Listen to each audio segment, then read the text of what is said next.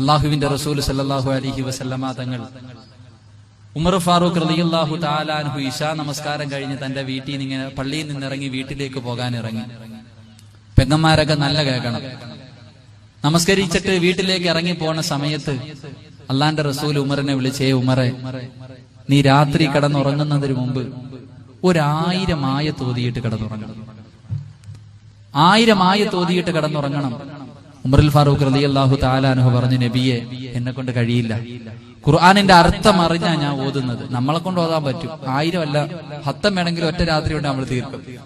ഉമർ റളിയല്ലാഹു അൻഹു പറഞ്ഞു, നബിയെ, എന്നെ കൊണ്ട് പറ്റൂല, സുബഹി ആയാലും ഓതി തീർക്കാൻ കഴിയില്ല. അല്ലാഹുവിന്റെ പ്രവാചകൻ പറഞ്ഞു, ഉമറേ, ഞാനൊരു സൂറത്ത് പറഞ്ഞു തരാം ഉമറേ. ആ സൂറത്ത് ഒരു പ്രാവശ്യം ഓതിയാൽ 1000 ആയത്ത് ഓതിയതിന്റെ പ്രതിഫലം കിട്ടും ഉമറേ. അല്ലാഹുവിന്റെ റസൂലിനോട് നിറകണ്ണുകളോടെ ഉമർ ചോദിക്കുന്നു, യാ റസൂലല്ലാഹ്, എനിക്കൊന്നു പറഞ്ഞു താ നബിയേ. ഒരു പ്രാവശ്യം ഓതുമ്പോൾ 1000 ആയത്തിന്റെ പ്രതിഫലം ഓതിയ 1000 ആയത്തുകൾ ഓതിയ പ്രതിഫലം കിട്ടുന്ന സൂറത്ത് ഒന്ന് പറഞ്ഞു താ നബിയേ. ഉമർ റളിയല്ലാഹു അൻഹു റസൂലുള്ളാഹിന്റെ മുന്നിൽ കടന്നു പൊട്ടിക്കരഞ്ഞു എന്നാ പറയുന്നത്. അതുകൊണ്ട് എനിക്കിവിടെ ഒരുമിച്ച് കൂടി നിങ്ങളോട് പറയാനുള്ളത്, നിങ്ങളും നിങ്ങളുടെ ഭാര്യയും നിങ്ങളുടെ മക്കളും നിങ്ങളുടെ രക്തത്തിൽ പിറന്ന മക്കളാണല്ലോ. ഈ മക്കളിൽ ഉറങ്ങുന്നതിന് മുമ്പ് ഒരു പ്രാവശ്യമെങ്കിലും ഇത് ഓതിപ്പിച്ചിരിക്കണം.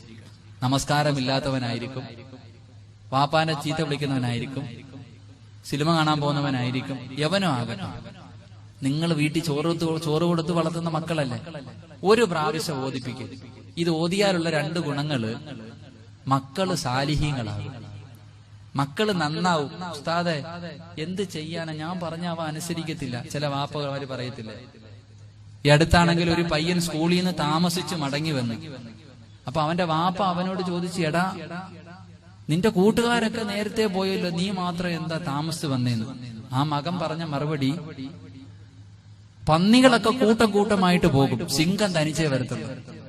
അവന്റെ കൂട്ടുകാരൊക്കെ പന്നികളാ, അവര് കൂട്ടമായിട്ട് പോയി. ഞാൻ സിംഹം, ഞാൻ തനിച്ചാ വരുന്നത്, വാപ്പയോടാ പറഞ്ഞത്.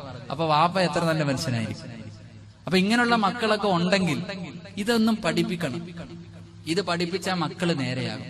എന്റെ പ്രിയപ്പെട്ട പെങ്ങന്മാരോട് പറയാനുള്ളത്, പെമ്പിള്ളാരെയൊക്കെ ഇത് പഠിപ്പിക്കണം. കാരണം ഒളിച്ചോടി പോകുന്ന കാലമാണല്ലോ, കുറച്ച് ഈമാനൊക്കെ ഉണ്ടാവും.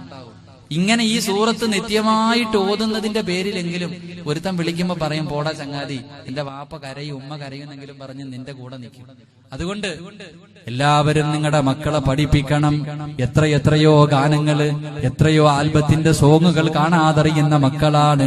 അള്ളാഹുവിന്റെ പരിശുദ്ധമായ ഖുർആനിൽ 5 or 6 വരിയുള്ള ഒരു സൂറത്ത് അള്ളാഹുവിന്റെ റസൂല് ഉമറിനോട് പറയുന്നു, ഉമറേ, ഒരു പ്രാവശ്യം ഓതിയിട്ടുറങ്ങണേ ഉമറേ.